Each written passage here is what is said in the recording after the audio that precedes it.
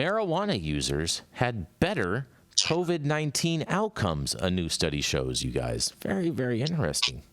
As we get ready for our next pandemic, people who use cannabis had lower rates of severe COVID-19 infections and were less likely to experience serious outcomes, such as intubation or death, according to the results of a newly published research.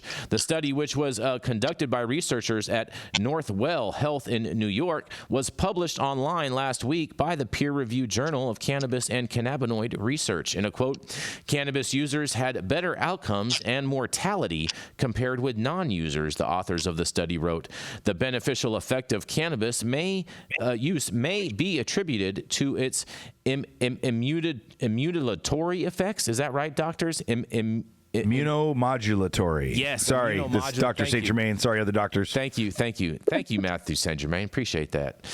To conduct the study, researchers analyzed hospital admissions data from the National Inpatient Sample Database, and patients who were admitted with a diagnosis of COVID-19 were separated into two groups of cannabis users and non-users. Patients were also matched to adjust for factors including comorbidities, age, gender, and race, and the research determined that cannabis users had a lower risk of death and other serious outcomes such as lung failure or the need to be put on a ventilator.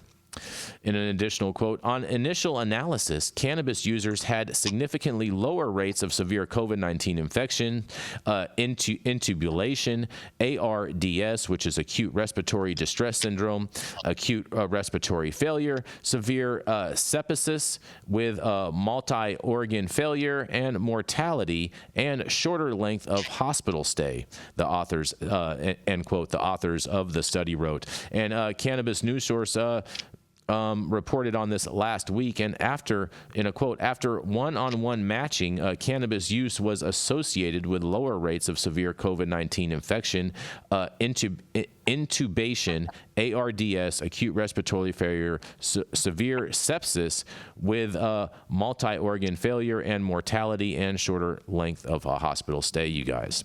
The data showed that 28.2% of cannabis users experienced a serious COVID-19 infection compared with 46.6% of non-users, and the mortality rate for cannabis users was 5.1% in non-cannabis users versus 2.8% in cannabis users, while intubation rates were 9.7% in non-cannabis users and 7.1% in cannabis users.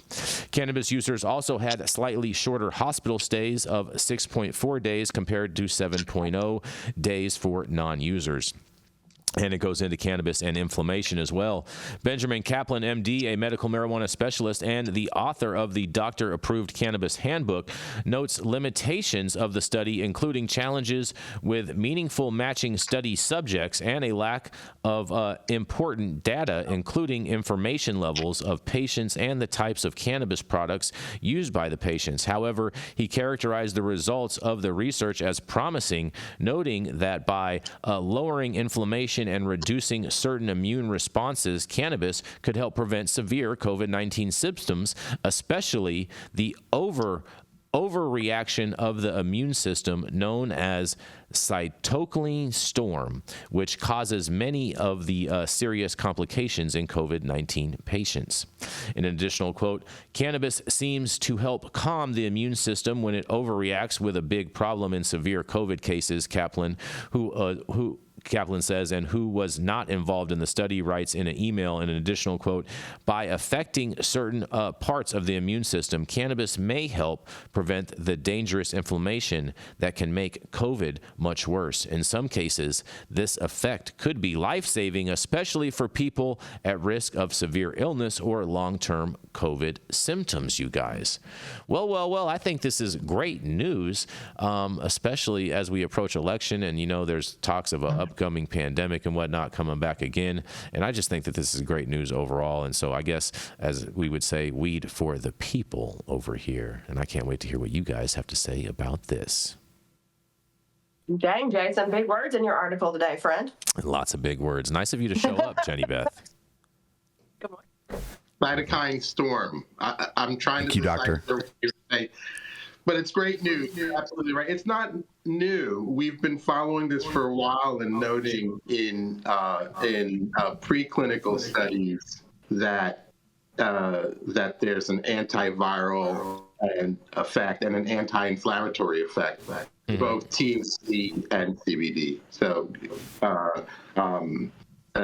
now we're seeing the actual in the field evidence of people benefiting from using cannabis. I think this is great news. What do you have to say about this, Dr. Mark?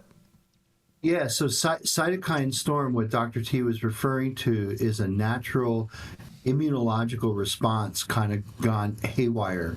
So it's basically your own body.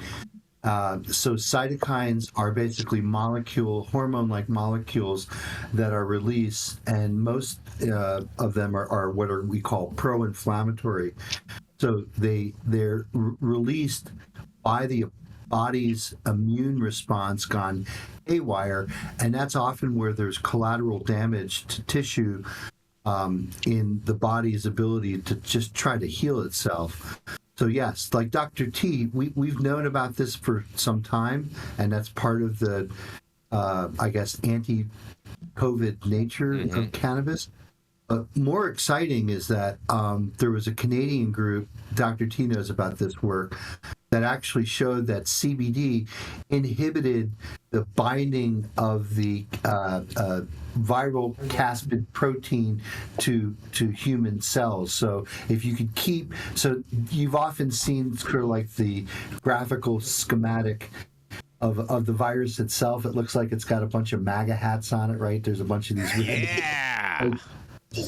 spike proteins. So I think, Dr. T, correct me if I'm wrong, I think they've found out that CBD at a pretty low concentration inhibits the binding, and that binding event is going to keep the virus from taking hold. Maybe Dr. T has more information on that. No, that's absolutely right. It inhibits the binding, as well as the cascade of inflammation that happens after binding. So you sort of have a dual prong effect, and that's what this paper is proposing as well. Right, and I would assume that like the entourage effect would be at play here. So there wouldn't necessarily just be CBD alone, but maybe all the other minor cannabinoids, including THC, could help, dial down that immune response, because cannabinoids, and correct me if I'm wrong again, Dr. T, cannabinoids in general are active in autoimmune disorders, again, where your body is trying to fend off some type of invasion or some type of allergic, and often the allergic response, which is a hallmark of, teary eyes, sneezing and coughing and wheezing. A lot of that has to do with a out of whack immune response, right? That's kind of dialed up. And I think what we know in cannabinoids is cannabinoids helps temper that immune response in certain diseases. So yeah, I would think that a full spectrum extract might be more efficacious than single isolates, as we've heard many times. And to add on to that, Dr. Mark, one of the biggest emerging fields right now in immunomodulatory anti-inflammatory medicine are flavonoids. Yeah. There's, in fact, a couple, fisetin and an even rarer one called tropoflavin. And these are being shown to downregulate inflammation and immunological self-attack. So my guess is there's probably a good amount of flavonoids cannabis. I actually just texted Alec, my friend Alec Dixon, to see if he had a list or knew what the main flavonoids that were in cannabis. So there could be in a full spectrum on just the cannabinoids, also the flavonoids and these other natural compounds that interact with the human immunological system to kind of downregulate attack. Also, that cytokine storm that we were first talking about, that was what caused the majority of the deaths in the 1918 Spanish flu pandemic. Wasn't actually the flu, and what they were having was this huge wave of very young people dying. Because in the younger people, their immune system was so robust, it ended up overreacting to the flu and then killing them. Wow. I wanted to let the doctors cook and MSG as well with those big ass words and everything, but I just want to say, Jason, We called this shit back in 2020. I mean, they tried to silence Yeah, us. they did. They tried to silence us. We were the only ones on the news team back then that had not contracted COVID. Yep. And we were smoking hella dope every single day. Exactly, smoking the best weed in the world. Jason, And I did wonder. you guys ever get And we were COVID? outside And I wonder- too. We were outside too. And yeah, I was outside doing everything, telling everybody whatever, like screw your curfew, and kick rocks with all that BS. Live in America. We had a good time, Jason, during COVID. We did. We did. We went to Orange County, where freedom is still free. That's right. That's Yeah, right. That's why I yeah, had to the move there. The one time I caught it was the end of 2022 when I was on a 2-month hiatus of cannabis, and go figure, I caught it in Vegas. My doctor told me not to get any more boosters, that I'm naturally immune, and so I've never had it, which is amazing. We had our entire staff tested for live infection and antibodies every week, entire time. No COVID. So, Matthew, I didn't know you were a doctor, but I'm glad I came in. He just is. to talk. Yeah, I'm a self-appointed doctor. I put Dr. Mathieu St. Germain on my Amazon information because I figured if all my packages say doctor, that the folks will treat them nicer and they'll get to my front door in better shape. Do they treat them nicely? Hold on a second. Don't you think that it might be drugs in there and people are just going to steal them? I'm a doctor. It's fine. Yeah, that's why they're going to steal them, because they're a doctor. They're like, oh, they're good shits in here. Don't worry, he's a doctor. Trust him. It's Yeah, okay. he has 2 PhDs. Oh boy. Oh boy. I have a doctorate in receiving packages. Think of that what you will. Speaking of doctors. You're not delivering, Oh but boy. receiving. Yeah, we're Okay. not Hey, touching what that are you with a going to 10-foot do? pole, you It guys. is what it is. Yeah. We're going to Sign keep here. this train rolling. We're going to roll right into an actual real doctor. It's Dr.